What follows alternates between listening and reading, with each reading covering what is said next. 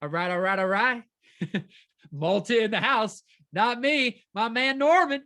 So welcome to Mind Tune-Up Time, where Michael Gebben here, right here, that's me. I'm talking in the first, third person. What is that person, you know? Michael Gebben, the mind mechanic, tune up hearts and minds one at a time. So your ideas don't die in your hearts, heads, and hard drives. So I'm here to be a catalyst, be a jumpstart, be a spark to get what's sitting inside of you out in a bigger way to the world. And some of the topics and some of the things I plan on talking about today are this being reactive versus proactive, and where one of those words matters more than others in the form of growing a business, building a business.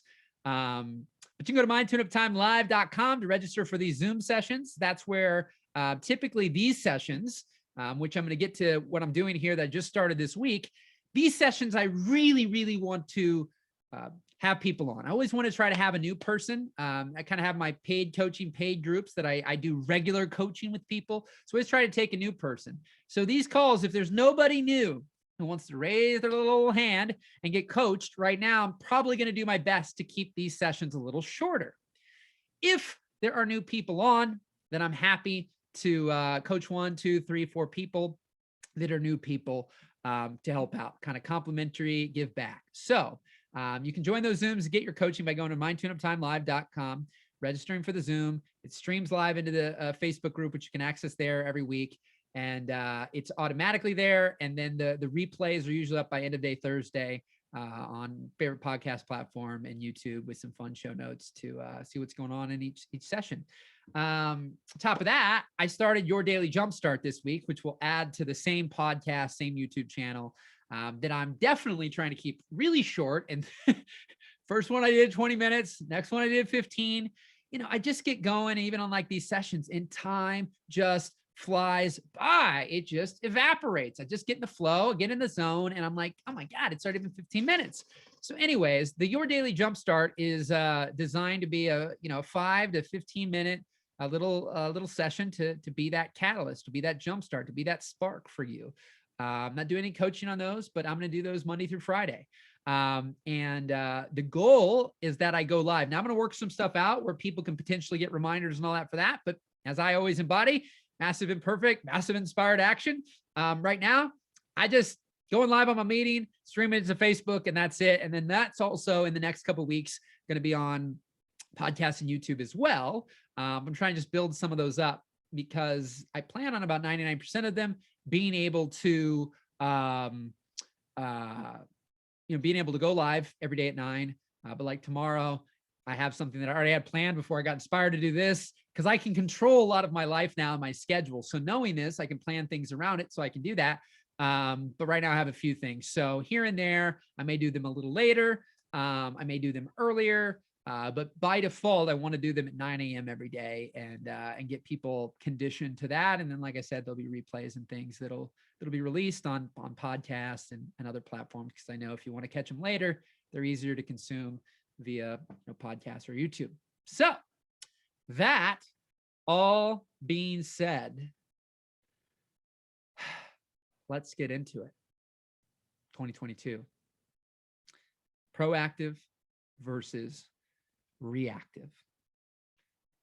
And so what I want to talk about in relationship to that is that in building something, it is my belief, doesn't have to be your belief. A lot of people have a lot of different beliefs.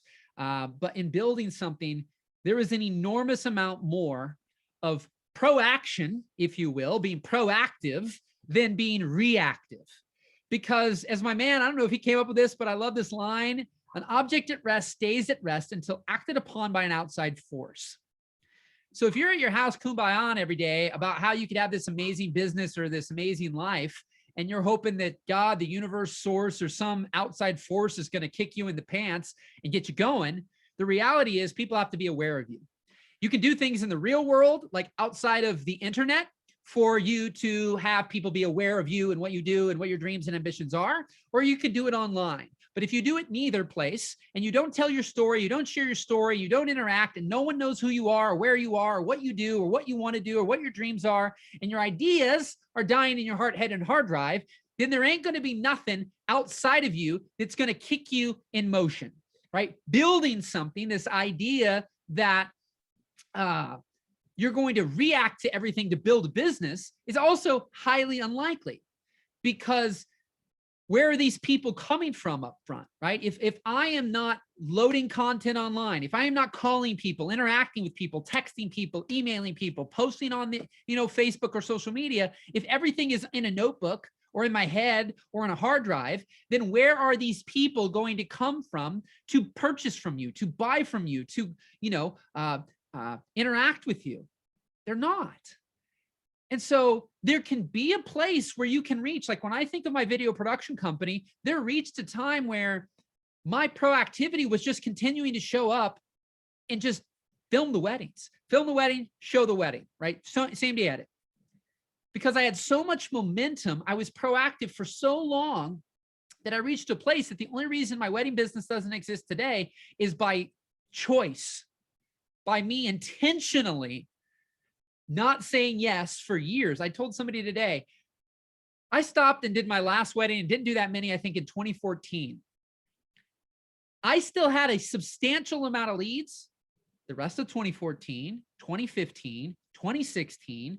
2016, it really started, I think, to decline. And then, I saw somebody a month or two ago, haven't filmed the wedding in 6-7 years now. And I had somebody go, hey, you still film weddings, right? I got somebody I wanted to film your wedding or whatever. I want you to film your wedding or my wedding. And I'm like, I haven't filmed the wedding since 2014. So the amount of momentum out of 300 plus weddings in a decade of doing it, 6-7 years of not doing it, I'm still having people here and there send me a message and request it. But I was so proactive for so long that then all I really had to do was just show up and also simultaneously just react to things, meaning react when an email comes through, react when a phone call comes through, right? I didn't have to proactively put ads out, market, promote, go to bridal shows, do anything to create motion, right? Train going down the track is hard to stop, but getting it going is the hardest thing to do. So too many people, and I've done this many times in my life, we get going, we almost get to the place where we're hard to stop, but then some outside force stops us, because the opposite can happen too. You drive your car and you got a tree, it's going to stop your car, right? But to get a car to go, a human being, it's changing a lot now, but overall, by default, a human being's got to get in a car, put a key in a car, start the car, and drive the car, right? So in 2022 here, are you going to get your car out of park, put it in drive, and metaphorically speaking, drive places, right? If your business isn't where you want it to be, one, examine yourself, one, examine your product or service. And if by and large, you believe that your product or service is really good, then why isn't the business where you'd like it to be? I just told somebody today, you take weddings, for example, again, and call apples and apples, just say wedding industry. If one person's been doing it for 3 years, another person's been doing it for 3 years, and you look at both their work 3 years in, you're like, wow, you both have similar work. Now, it's never this to a T. I get to talk to two people who both have been shooting weddings for 3 years or whatever, writing, design, YouTube, podcast, whatever. And they've both been doing it for 3 years. But there's different variations. You get to kind of connect the dots. It's not both started, January 1st, starting a wedding company. And I know both of them. And then both of them go 3 years and I keep in touch. And then I get to see this. But I've seen versions of this, which is, let's say one person's been doing it 3 years. Another person 3 years, work looks similar, or maybe, as I'll get here in a second, one made about 20 grand, we'll just say, and another one makes 100 grand. And the one with made the 20 grand work, subjectively speaking, let's just say I'm the one examining it through my career and my success, and I'm looking at the one that made 20,000. I go, maybe not dramatically, but your work's just as good and better than this person that made 100 grand. Now, is it going to be because the person that made the 100 grand took 95% of the weddings that were available to book? And there's too much competition, right? Or there's too many other people, right? Well, part of the competition wouldn't be the case because you both started at the same time. Let's say it was like 2017, 2018. There was already plenty of competition. There were already plenty of people doing it, right? So we can't really blame, there's too many other people, right? Because that person still got it. We can't really blame, because I know the data here to a degree, that there's not enough weddings, right? Because we're looking for something outside of ourselves typically to go, that's why it's not working. COVID's why it's not working, right?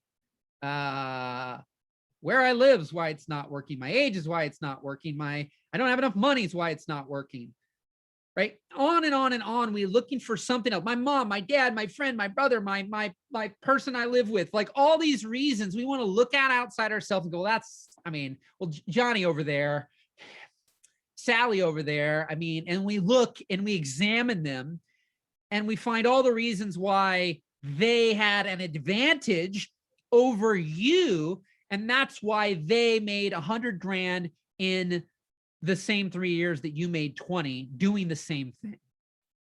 But what I would, examine and look at is what was really going on, what was really happening, right? None of us are truly, we can say we're stuck in the sense that, I got a job and bills to pay and a wife and kids and all these things. That's true. But are you truly stuck at that job? Have they said, you cannot, if you leave this job and then and there's all these horrible things, you're going to go to jail if you quit our job. If you quit this job, you're going to jail, right? I don't know that there's hardly anybody that's at a job that they say they can't quit or this or that is because they're going to go to jail if they quit. Or there's some horrible thing like that you can imagine all the things that might happen. We'll lose our house, we'll lose our cars, we'll lose this, we'll lose that. Right. Yeah. There's consequences to choices you could make, but you are not stuck at something. You're imagining that you're stuck. But then what happens is it might take you 3 years to get out of that. But by thinking it's not possible, you don't take the actions necessary over the course of 3 years so that 3 years later, you no longer have to do that thing anymore. Instead, you don't think it's possible, and therefore you give up. And 3 years pass, 5 years pass, 8 years pass, and you're still doing the same thing. See, what I find is it doesn't matter how much money someone makes, right? Or what they do, self-employed, employed. People reach levels, and then they typically will either hit plateaus, maybe it's a lack of knowledge, but I think a lot of times there's a level of contentment. And then, again, unless acted upon by an outside force, they will maintain that. How many of you have made a similar amount of income? Doesn't matter how much, but how many of you have made a similar amount of income for more than 1 year? And you just sit here. You can put in the comments, however many, put the years in the comments if you're on here on Facebook or Zoom, but I'm just going to name this off for people listening or whatever. But how many of you made a similar amount of income, give or take 5 or 10 grand, right? So for a year or more, 2 years or more, 3 years or more, 4 years or more, 5 years or more, have you made within $10,000 of a number, right? So you're, let's say, whatever right now you're at 40 grand a year. Have you been making 30, 40, 50-ish $1,000 for 5 years, 2 years, 3 years? How long have you been making within a $10,000 range, the amount of money that you've been making? Obviously, people who are older, not 19 or 20 or 23 years old, somebody who's 35, 40, 45 years old is probably going to be able to look and go, wow, I've been making about 70 grand for 10 years. Why do you think that is? How come you're not making 30 grand? How come you're not making $300,000? Have you ever had it where you're, especially self-employed people, where you're running out of money and then you do a lot of activity and then you get money and then you feel good again, and all the activity you did to get the money, you stop doing it?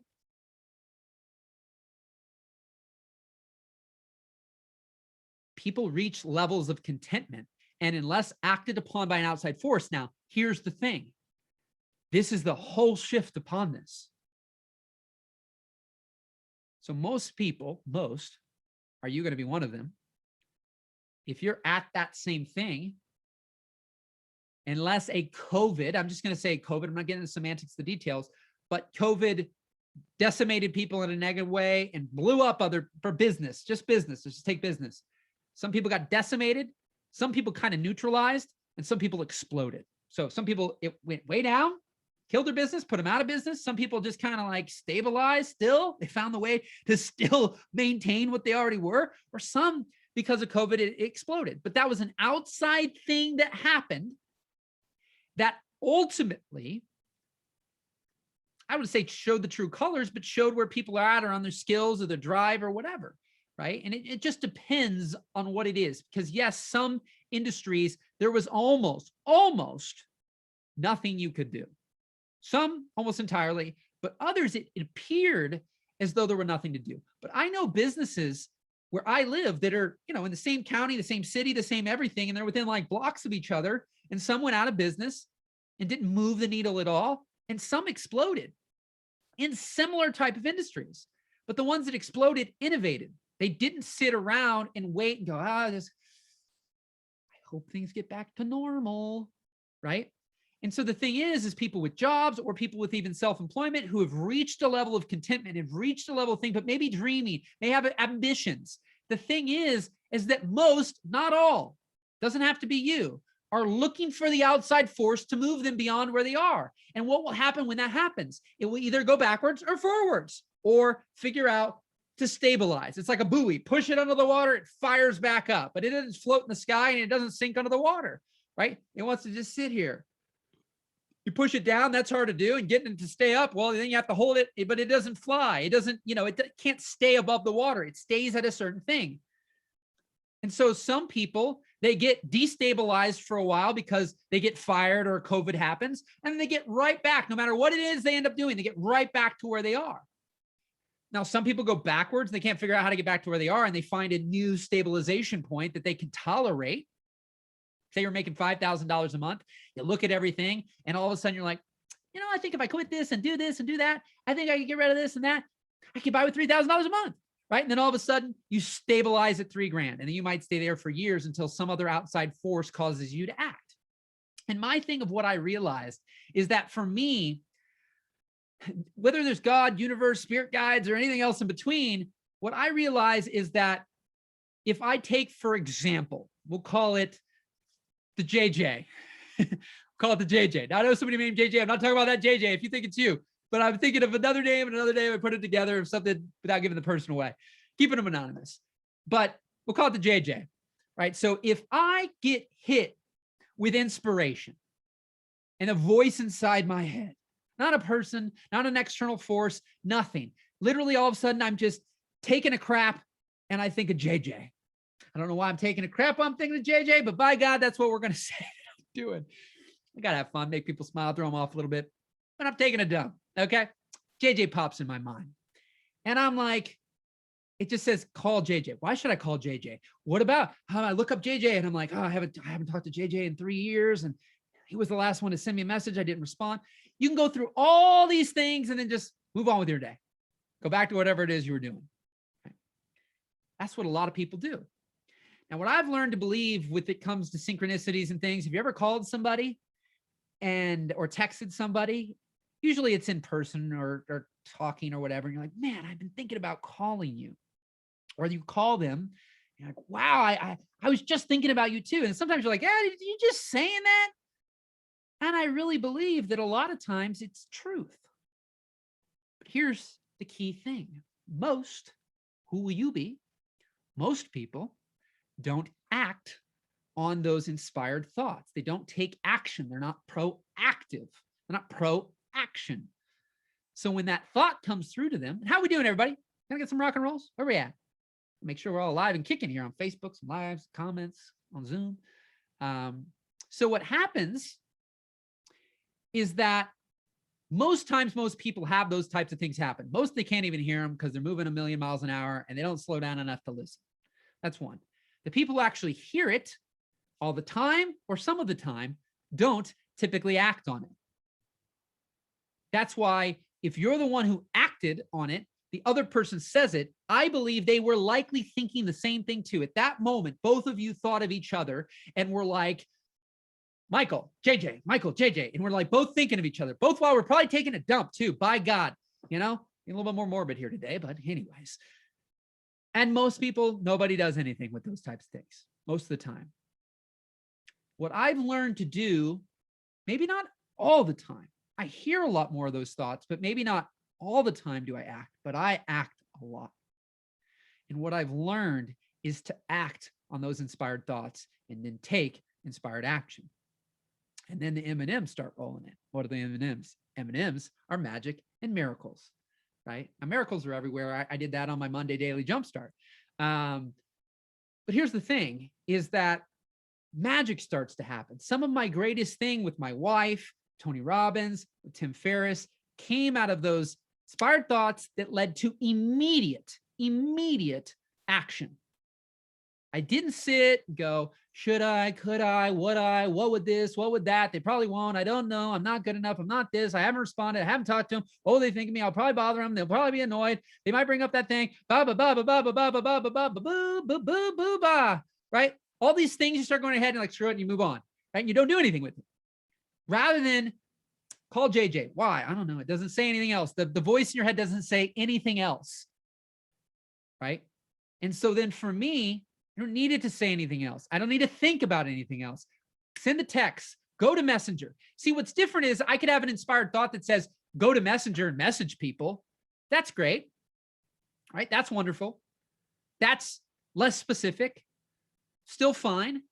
But when you get those specific names or you're walking past a place and you get the inspired thought to walk in there, say hello to somebody, depends on your business. I mean, there's a lot of little nuance here, but by and large, acting on those inspired thoughts, sending the text, the voicemail, the call, the Voxer, the Messenger, the DM, the email, the knock on the door, right? Whatever it is, act on that.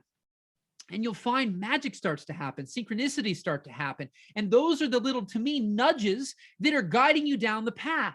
And what I've learned is to let go, like over this next year, some people call it gut, intuition, right? There's a lot of different names for it. I get it. But as you go about this year, let go of the attachment to the specific details and the expectations that you've created in your mind, in your head. See, some of you, you're on your perfect spot, but you've created expectations that you should be further along. You should be making more money. That it should be better than what it is, or you should be at this house. You should have moved by now. There's all these things that you say about where you're imagining yourself to be relative to where you are. And if you accept where you are, you surrender to where you are, and you just are at peace with where you are, and you let go of all the little details that you've created in your expectation and in your mind of, let's say, this coming year, you're like, all right, well, I'm going to be making this amount of money by this month, and I'm going to do this by this month and this by this month. That if you don't watch yourself, what I've seen is that sabotages people. Because you could be right on path, and all you need to do is stay consistent and stay on the path. Think about it. I brought this up, but let's just say driving. I'm going to narrow it down because that's part of this. If I'm going from Florida to California, right, and I get in a car, I got plenty of money for gas, and we're going to assume there's really no traffic overall, and there's no things in your way, and the GPS clicks in, and it says, it's going to take 30 hours. You're like, great. I'm leaving on Monday. I'm going to travel for 15 hours out of the day, right? So basically every day I'm going to travel for 15 hours and then I'm going to sleep.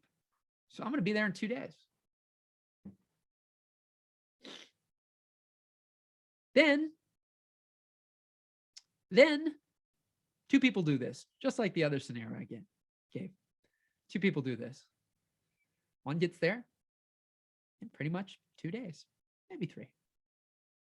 The other person does it. They both left at the same time, same instructions. One has the magical, what is it? The squirrel brain. Oh, squirrel. Oh, squirrel. Oh, detour. Oh, detour. And the other person takes 3.5 weeks to get there. Both left at the same time. The same path. They could have traveled side by side next to each other. Both didn't hit anything. They both got gas at the same time, drove for 15 hours. All those things could have gotten there in very similar amounts of time. One just did that. Didn't take the detours, saw some things like, I'll have to do it another time. I got to get there, right? And they just drove. And they got there in the 2 or 3 days, right? And the other person took 3.5 weeks simply because they decided to detour. This is what happens in business. And I understand this. Some things I may not be great at this, but I fundamentally don't beat myself up when and why certain things aren't happening if I'm doing or being or acting in a certain way. So right now, what else am I doing? What else are you doing? You might have a few things open, but I can't be in my office space on this thing right now and be at the coffee shop and be up hanging out with my wife, go to the movie theater and watching a movie. This is all I can do right now. I can't be 50 places at once. I can be at one place, in my head be in 50 places, but physically I can only be in one place. And so people in business who are not getting help and support are effectively taking detours all the time, starting new businesses. I need 7 streams of income. I've seen multiple people. I believe it to be true. You run your life however you want it, but that by and large, you can have $1 million business with one product, one price for that product. I've now seen it multiple times. Not 7 streams of revenue, one thing. But too many times we're not going deep into one thing. We're going surface level on 50 things. And then we're one person trying to do the 50 things along with our wife and friends and kids and husband and wife and girlfriends and all these different things going on, people going on, relationships going on. And we're this one person that when I'm spending a Saturday with my wife and I'm the only person doing my business, then nobody else is doing it. And this again depends on what you have set up. And I get people can get into automations and all these things. And some things can be done for you while you're not doing it. Yes. But how well are you at putting those systems, those processes, those people in place? That's why the more, and this is probably where I'll end this. And then anybody who's brand new, I haven't opened up the names of the people. Anybody brand new on here that wants to start off 2020 with some Gebs juice, with a jump start, with a spark, wants to do some one-on-one? If you do, have a little hand raised here, or put it in the chat, and we'll go from there. But here's what I found. So many of us have been trained. Well, we probably learned addition, subtraction, multiplication, division, all those different ones. And, to some degree, you may know some, adding, most of us have the phones, but do that. Now, when you get more complicated beyond that, it is what it is. Everybody's at different levels, but most people might, say 1 + 1 = 2, 2 + 2 = 4, 4 + 4 = 8, 8 + 8 = 16, right? 9 × 9 is 81, I think. We can go on that, right? But here's the thing, is that what I have found is all these things are nuanced, even things I talk about or anything you learn about. Not everything, we're always on this kind of continuum of where we're at in things. And what I have seen is that in some areas of life, elimination or subtraction is far more powerful than addition. And that will give you the multiplication. So 10 businesses fully run by yourself, like you might see that here and there, but depending on how much that person, like I'm talking truly by yourself. I'm not talking 0 outsourcing, 0 delegation, 0 help. You're trying to do it all by yourself, 10 businesses.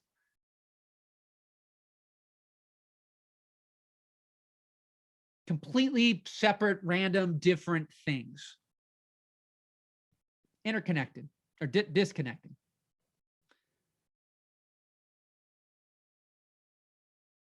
To make more money isn't add more businesses, isn't add more services, isn't put in more hours. The best thing you can likely do is especially, let's say you've been doing that. Let's say the years like your money. Let's say you've been running these 5, 8, 10 things for 2 or 3 years, a couple of years. You can probably look at those things and look and get data. Now, sometimes I'm not as good with data as I should be, but the reality is you can look at something. Hopefully you have something. And if not, maybe you start putting those somethings in place. But you look and you can go, wow, every year. And let's say the money's that similar thing. You're like, man, I got these 10 things. I'm running, make a little bit more money, a little bit less money. Let's say you're making $100,000 a year again. You got these 10 things running.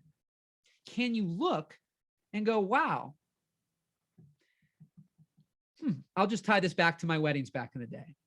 About 2010, super stressed, super overwhelmed. Didn't want to answer the phone, emails, go to the movies. I was afraid that a couple would chew me out because they hadn't had their wedding video yet.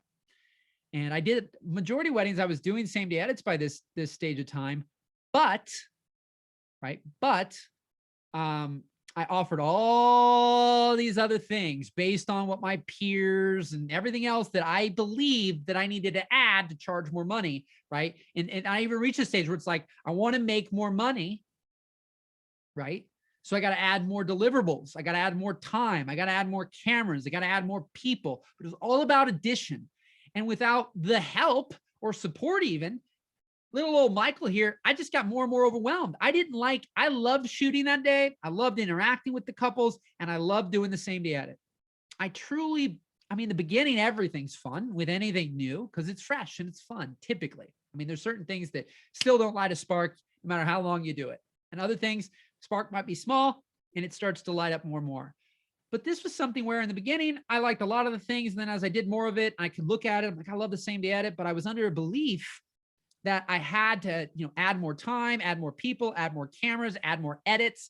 I had to keep adding and bringing video into all this for your life about editing your life. So there's this aspect that I had to edit all of that. I had to look at it and I had to eliminate things. See, editing is typically eliminating, right? And so for me, I had to look and I'm like, I don't like all these other things now, but if I'm going to charge more, what else could I add? How much more time could I give? And then I had the epiphany, which some of you have heard. I asked the couples, they're like, the only thing we've watched is the same day edit. Then what happened? Well, you hear that enough. They got 10 or 12 other videos. They've had a DVD for 6 to 12 months. And the only thing they watched was the thing I loved. And then I did that day. And that's the only thing they've watched and seemed to love as well. Heard that enough. And I thought, enough is enough, right? I'm going to give up. And this is the point that some reach, right? I want to give up. I'm going to quit. What do I have to lose? Well, what I have to lose is nothing right now because I'm not happy. I don't like it. I want something different. And if it doesn't happen, then I'm quitting this. That it means the losing's happening no matter what. Unless I'm what? Proactive. Because nothing was changing. Adding more, as I'd already done, wasn't helping. It made me more stressed, more worried, more anxious, all sorts of things, right? So adding wasn't working. And this was a matter of ignorance. Some of you may have heard certain things. I didn't know anything about elimination or less is more. Like sometimes more is more, sometimes less is more. It depends again, right? It's not all or nothing, right? It depends on what you're doing and where you're at. But in this specific scenario, I had already tried adding more and more and more and more. It wasn't working. I'd even had help delegating. Hell, the people I hired barely wanted to edit these other videos. So when those couples did that, I said, what do I got to lose? I'm going to eliminate everything, but more. I had two other little edits that I used to do them. I still did them, but I even stripped them down and made them even simpler to execute on. And then I gave them this one video, the video I love, the video that most people I talked to seem to love as well. And I got rid of everything else because what I looked at as well, key point, 80% of my revenue was coming from weddings. 20% of my revenue was coming from everything else. Also the flip side of that as well. 80% of my effort was spent on the 20% that was not making me or making me the 20% of money. Right? So I'm running around with my chicken with my head cut off to make just easy math, right? $100,000 made, 80 grand made in weddings, 20 grand made in random, everything else that I did. And that 20 grand took up the majority of my energy, the majority of my time, the majority of my effort. But that's where in the beginning, imperfect action matters. Geb's total video, something, everything, right? You throw a lot out, but then you're aware, you start to become intentional. You start to go, I've done this for a few years. I love this. This works, but I don't love it. And you start to analyze, you start to chisel, and then you can get down and you can start to eliminate. At times you're adding so you can see, what do I like? What do I not? You might even have things that you like for a little while, and then you learn, it doesn't, I like this more. So it's on this continuum that you play around with until you look and you've had some years behind you. And then some people can figure that out up front. I can't, or I should say I haven't. I shouldn't say I can't, just say I haven't in the past. And I found it from my life and others I work with, that it's analyzing what you've already done or moving forward with that kind of massive imperfect action, trying things, then seeing what works, seeing what sticks, right? So the 80% of my revenue was taking me less time. So rather than, let's say, $3,500 for 100 hours, and then going, oh, I'm getting $7,000 now, and I'm spending 200 hours, right? Certain things, more time is better, especially typically probably in intimacy, right? But other things, more time is not helping, right? It's probably hurting. And so for me, rather than go from $3,500 to $7,000, but go from 100 hours to 200 hours, I'd rather go from $3,500 at 100 hours to $3,500 for 25 hours. And that 25 hours is filled with everything that I love. And the other 70 was all the things that I didn't. Now, these aren't exact numbers. I'm just giving you the idea, the principle to think about, right? And that gave me more time, made me more money, right? That was an elimination, right? This idea that I eliminated deliverables, eliminated time, eliminated all the unnecessary for me and for my business. I had certain things I did that took more time. Other people are made to believe, again, more time equals more money. I had couples who the thing that we experimented with, they saw that took us more time, and they said, I don't want that. But they didn't say, I don't want it. Can I pay you less money? Because that's probably less effort, right? Instead, they just didn't want that. And I got to do the thing that I loved. And I mean, I didn't offer that at the peak of my career. I had that dialed in. So it was the elimination that added to multiplication. See, I went from 4,000, 8,000, 60,000, 40,000 to, I don't remember how many years that I was sat around 120 something thousand. And then the year all of this started to happen, the elimination happened. And I did hire somebody that also kept me in my zone of genius, him and the team in their zone of genius. And when I did things, I handed off the baton. So things I would typically procrastinate or waste time or not get done or not do at all, this person did. So going from 4, 8, 60, 40 to a few years at 120 to 60 range and kind of plateauing to almost 300,000, almost 400,000 those next 2 years. First year, that $60,000 year, 400 to 500 transactions. The $400,000 year, maybe 40 to 60, 70 transactions on the highest. I know for a fact that that specific year, 200,000 of that revenue was roughly from about 2, 3, 4 clients. And the majority came from a handful more, and there might've been some ancillary, but like by and large, 50% of that income came from 2 people. And if we could have condensed it all into 8-hour work days, Monday through Friday, to make that 200 grand was probably a month and a half, 2 months, 3 months max. I worked what felt like all day, every day in the very beginning of my business, brought in 60 grand. You say I got smarter and all, no, sure.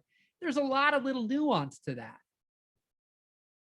I think with people like me in your corner and other people, you can eliminate a lot quicker. Someone can hear, like that's what I do for people. I'm hearing what you've got going on. I'm hearing your dreams and ambitions. Like I like to collapse time. So Robbins will say, most people overestimate what they can do a year, underestimate what they can do in a decade. I still go, what you think could be done in a decade, could it be done in a year? Right? So it's collapsing time, doing it quicker, because there is a mentor, a person who can help you find the strategies, the tactics, not do certain things that are completely unnecessary, but still help you do what you want to do, create your life your way. So rock and roll, my friends. Hell yeah. God dang, God diggity dang. You know what I need to put on here too? I probably need to say these at the beginning of the sessions, and anybody listening to replays, for one reason or another, you're not ready. Whatever you're not, can't, won't, whatever, be on camera yet, uncomfortable. Like there's a bunch of reasons I've heard. I'm sure that you can type and you may not be afraid to do that. So jump on these Zooms, because usually, I think I asked that. I don't know if I saw anybody's hand raised or anything else for getting coached today who's a new person. But at the beginning of calls throughout, I need to say this: use the Q&A box for this overall, but type questions in. I love interaction. Just the simple fact that I know there's human beings on here right now, gives me my satisfaction. If nothing, when I upload it to YouTube, podcasts, or anything, if it never gets liked, shared, commented, interacted, download, or anything else after this, that's fine with me. But I have created my life where I get this level of interaction. And then beyond that, now I'm putting systems and procedures and things in place so that beyond these things, it can live on and other people can still consume or find some of this content. But I don't like just creating content completely in isolation alone with not a soul to interact. Like, at least when I click that live button, I know, one, like today there's people on, or other times that the likelihood's high someone will watch it. Whereas if you're doing things, and again, you're not uploading them, you're not promoting them, you're not getting them out, they're dying in your heart, head, and hard drive. No actor, no athlete, no entertainer, anybody is doing stuff completely. I'm talking completely, not just social media. I'm talking completely in isolation. You're a great guitar player. If everyone who's in your friend circle, you told that you played guitar, they wouldn't know. That means you're doing this stuff in isolation and you're likely invisible, which means the probability until you're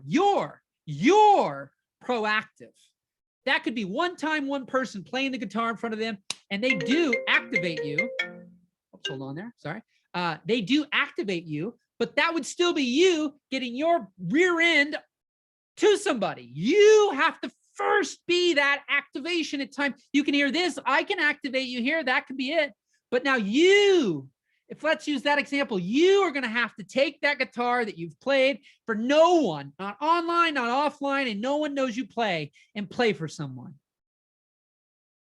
And that can happen in any level in your life, business, or career, or ambitions or dreams. You are first going to have to take that, a person like me activating you, but you're going to have to get up, click publish, click post, go down to the coffee shop, ask if you can play. Because only then can things start to manifest and happen. I think there's so much about law of attraction and manifestation and these things that just got people, God, I don't know what your beliefs are. I'm not judging anyone, but there's too much handing your power to everyone and everything and God, and everything's outside of you. And I still have spirituality, and there's things I believe in, and there's things I don't know and don't have answers to. But I know that I can combine whatever this outside force is, this God, universe, source, guides, Buddha, whatever's inside of me, whatever's coming through me. But again, but do you do anything with it? Or are you waiting for a savior, a person, or someone outside of you to go do the work for you? And that's why I'm big on elimination. If you don't know how to delegate, you can eliminate, right? If you don't know how to do mixed, whatever crazy math, you likely know how to add and subtract. So you can start looking at what's not the least I can do, but what can I do? What am I motivated to do? What can I at least try to do? Not try, but what can I do? What action can I take? Right? That simple thing, if I play the guitar, but neither online or offline, no one knows I do. You know how to play the guitar. So do you know how to get in front of a human being in real life somewhere? Are there places that you could go to that you could play your guitar? Could you film yourself with your phone and put it online? Do you have Instagram and Facebook and YouTube right now? Can you look up other guitarists? Can you see just solo guitars, not bands, not anything fancy? Can you find stuff where you're like, wow, I could do that. That'd be a great starting point. Too many times we complicate. We make things way, way, way more difficult than they need to be. And I'm not pointing fingers. I've done this many times in my life. Made things way more difficult than they needed to be.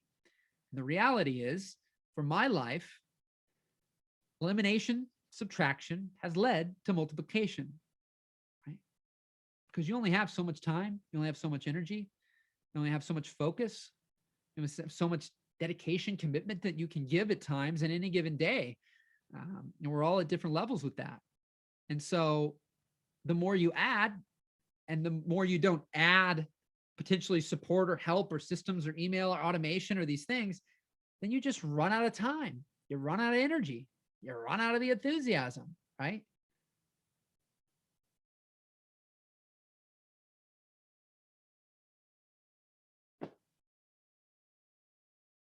Yeah, and I believe burnout can happen from doing too much of what you love, not just too much of a bunch of stuff you don't. I'm not built to just drink water all day and never go to the bathroom, right? And even still, if I was going to the bathroom, I'm not built to just drink a bottle of water every 5 minutes nonstop all day long.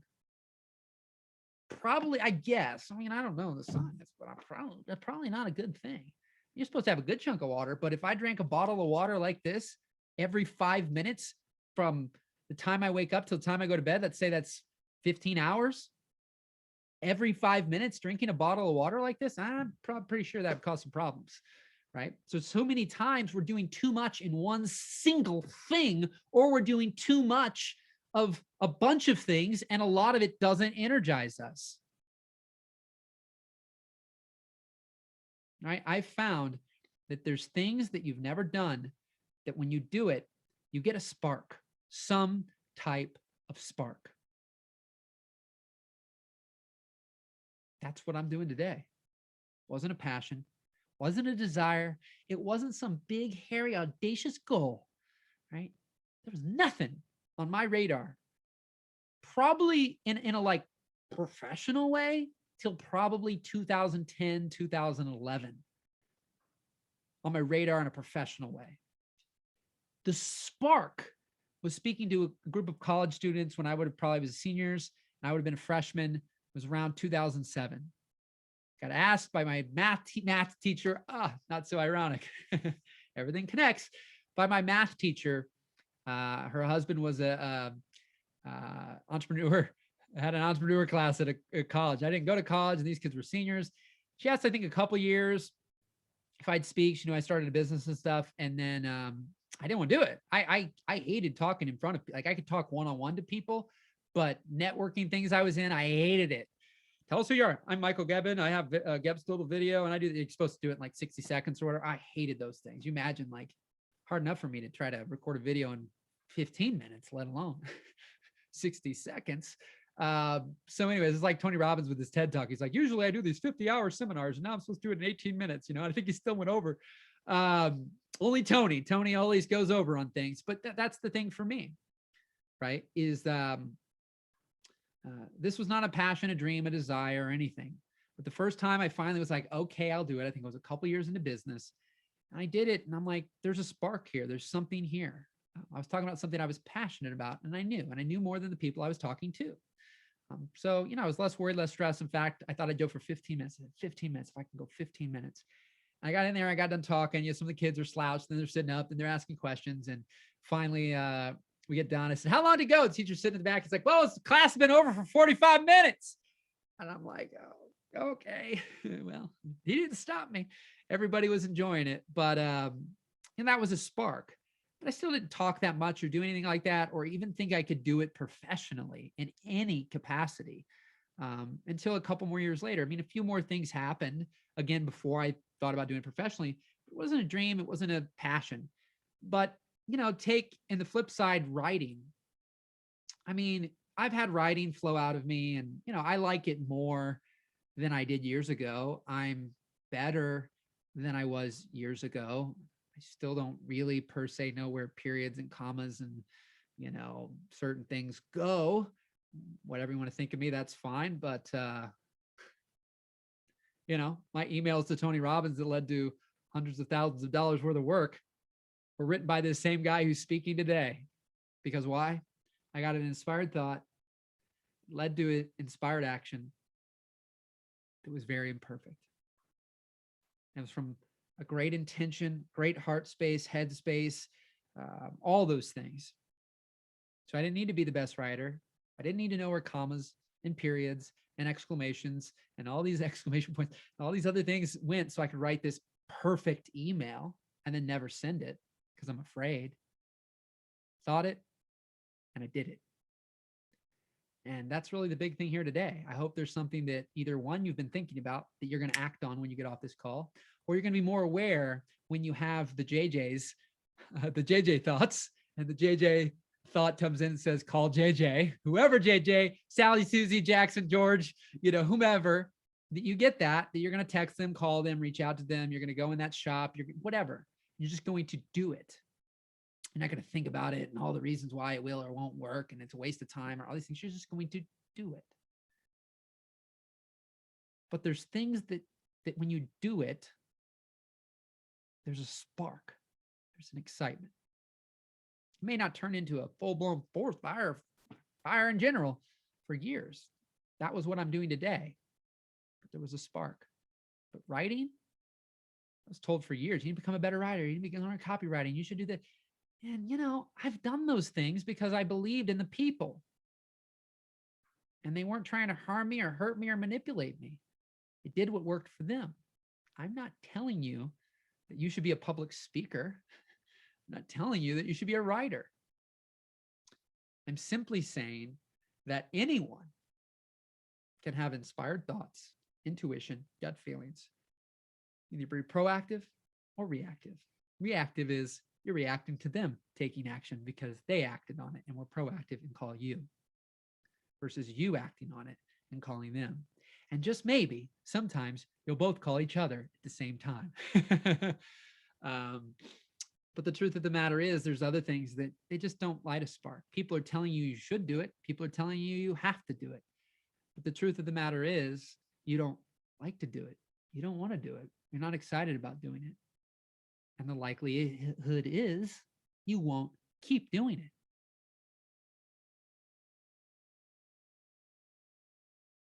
I've pushed through stopping making money entirely from coaching and all sorts of other things I won't get into on this call. But I end up reaching a point of it's happening. Like I'm meant to do this. The making money part I can figure out, but I know I get great feedback. It's not, I love it, but everybody hates it. Everybody. There's nobody I talk to that likes it. Like I'm not getting any positive feedback. That happens sometimes. You create something, and no matter who you put it in front of, where you put it, what you run ads, you can run all the ads in the world to a piece of crap, and it'll sell something, but it won't do great. But then you see people who aren't running ads at all and aren't even great marketers, but they have something that's great, and people talk about it. But so for me, I realized a lot of money was back to self-esteem and self-worth and self-confidence and self-belief. But that didn't mean that what I was doing with people weren't benefiting from and enjoying. And I know that speaking, the act of talking and speaking is my zone of genius. Now, what I do with that, I could work at AT&T and answer customer support calls, do things like this, coach people in person, coach people on the phone, coach people on Voxer, coach people in a group. Like there's different things I can do and different topics I can talk about.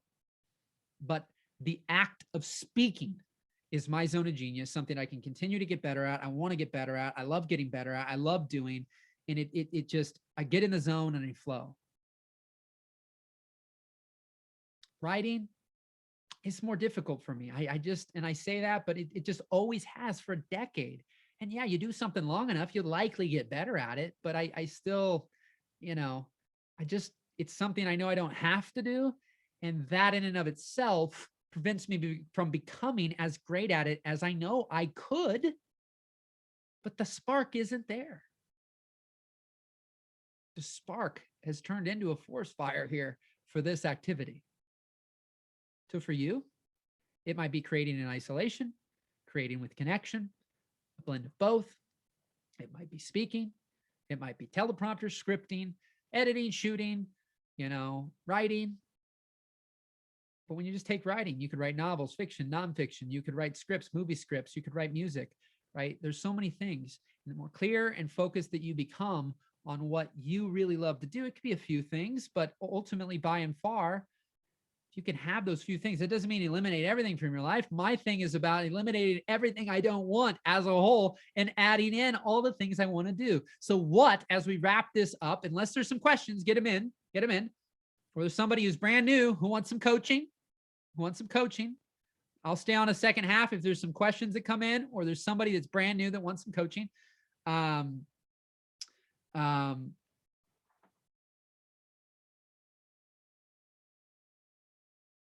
don't even know where I was going to go there. Anyways, I think we're good. I was going to say, as we wrap this up, that I thought of something because I wondered why I was going to say that. Lost it. So I don't know what I was going to say right now. But any questions, any thoughts? Anybody going to type something in or brand new? No, it's not that, buddy. Yeah.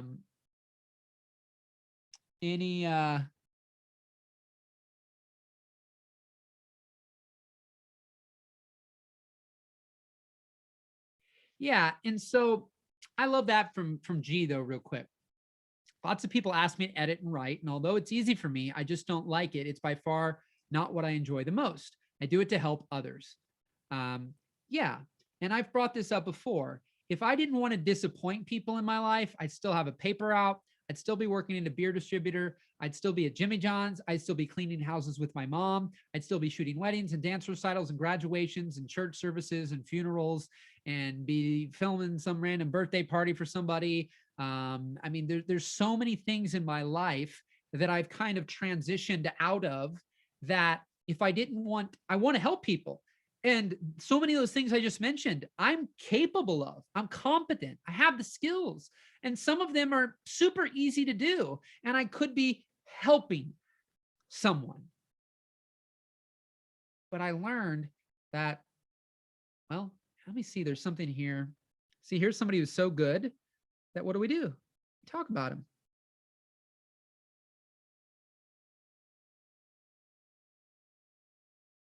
Let me see if I can find it real quick. I want to read this for you. Her name's Simone Soul. Simone.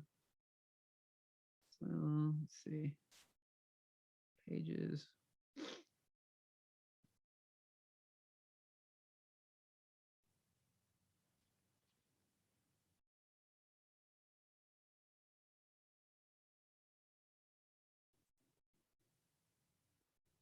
I don't know where it's at right now. Yeah, it's spelled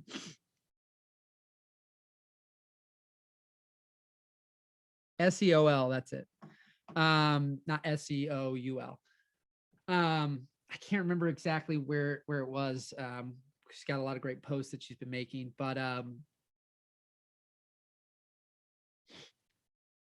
see what happens when if I just stay in a stream of consciousness, it flows. And then when I try to do other random things, it like throws off. It's fun. But let me go back here and just read that again.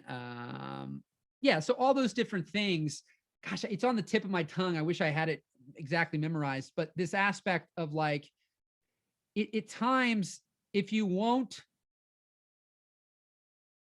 how did she say it? I don't know, but it's a greater disservice at times. I find that, I think it was about letting down. Who are you letting down? Who would you rather let down, yourself or someone else? With some version of this. Who would you rather let down, yourself or someone else?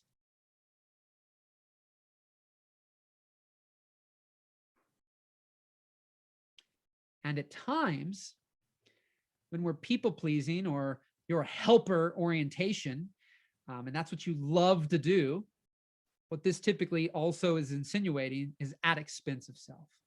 I have the capability and the competency to help somebody that I know. I'm likely potentially even doing this thing for free for them that I don't really even like and doesn't give me energy. I like one act. I helped somebody and I made them happy when they needed something I could do. I would say that most people, if they knew you were,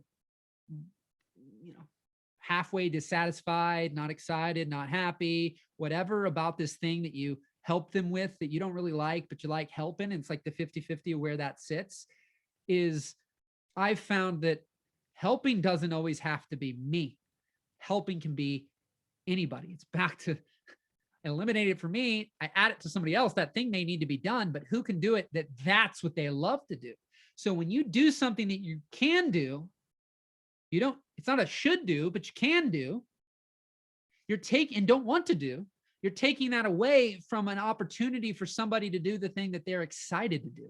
The dream scenario, the dream job, the dream opportunity right now for somebody else, you've taken off the table because you can do it, but you don't want to do it. And you're not excited about doing it. You might like to help people, but the more people know and the more you know what you love to do, and people are clear about that, then you're more easy to refer, which means things get referred to you that you also like to do, that's in alignment. So you can still help. I've found great satisfaction. Hey, you look at this guy up, Lance Gray, actionvideoservice.net. If you need some tapes transfers, film transfers, a DVD, different things, tell him Geb sent you, because best I know, right? Best I know, because otherwise you go to Walgreens, CVS, these places, they don't really care. They don't really know what they're doing, and they're still putting it in the mail. So if you're not local to him in Richardson, Texas, well, you'd have to put it in the mail. But if you take it to your local CVS or Walgreens, they're going to put that thing in the mail too, and they might have a higher probability of getting lost.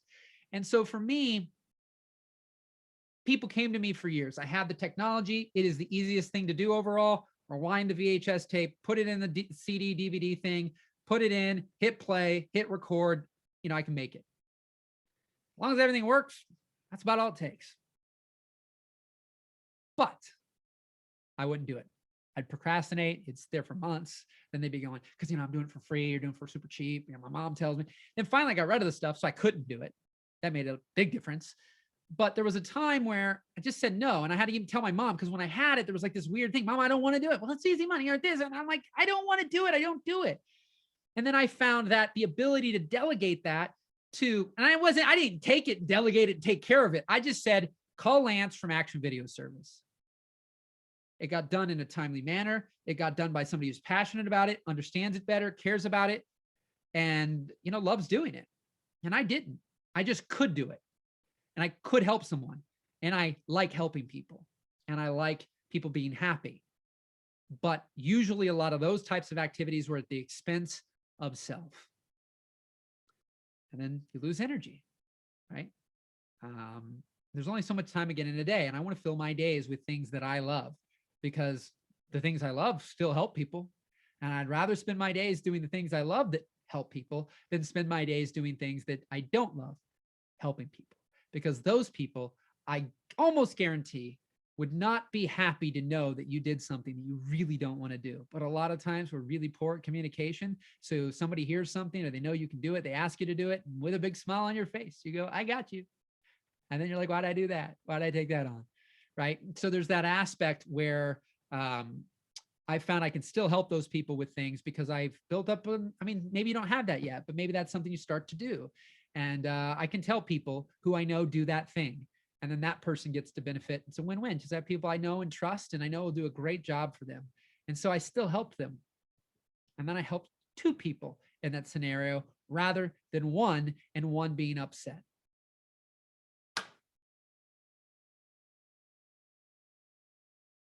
MindTuneUpTimeLive.com. Boundaries are so important. I won't go into a long thing about boundaries, but I've set up a lot of boundaries in my life and expectations with other people. Therefore, I have a lot less problems or challenges in my life, because I'm not leaving everything up to chance, right? That's back to the whole conversation today. Proactive, reactive. Reactive to me is a lot more chance, right? I'm leaving things to chance. I'm hoping something happens outside of me, and then, they do it for me or whatever, right? Proactive is, I'm not leaving things up to chance. I'm going to take things into my own hands and do what things I can. And so it's beautiful. And boundaries are one of those things that I've been proactive about, right? And it's super powerful. And most people are super respectful. So rock and roll, my friends. Great Tuesday tune-up time today. Mind Tune-Up Time, MindTuneUpTimeLive.com. You can go and you can register for the Zooms on Tuesdays and Thursdays, or on Thursdays. They're uploaded to your favorite podcast platform and YouTube, with some show notes there, and on the Facebook. And then right now, plan to do this for a while. Your daily jumpstart, Monday through Friday. 5, 10, 15-minute little episodes to keep you consistent, keep you moving forward. a practice for me, building the habit. It helps me continue, right? You don't use something, you lose something, right? And so for me, doing these things just like this, it's inspiration for me. It's encouragement for me. It helps me. It helps clarify things. It helps getting it out of my head. Writing can do that. Speaking can do that. I'm more of a speaker than a writer. So I speak and I go, well, I can speak in private to myself, which I do at times while I'm walking around, it's like, oh, I'm talking around. I'm like, okay, what's wrong with that guy? And, or I can come here and I can get those things out. And I can encourage, inspire, and be a catalyst and spark something in someone, which I've had many, many times in my career. So definitely check it out. Like I said, the plan 99% of the time is to go live at 9 a.m. And I'm doing that for my Facebook page right now. Like I said, eventually I'll register. And, if you want, we'll see what happens. Some people can pop into a Zoom just like this Monday through Friday. And then, outside of this, people ask, how can I work with you?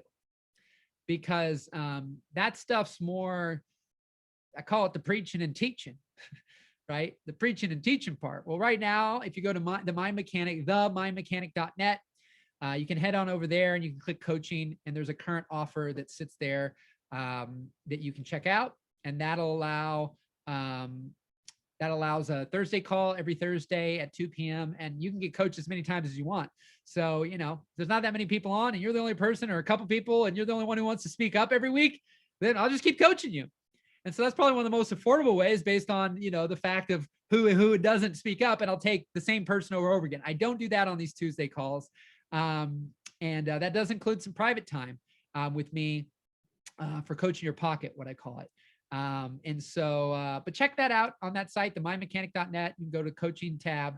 But that gives you my current offer, or reach out to me and we can figure something out.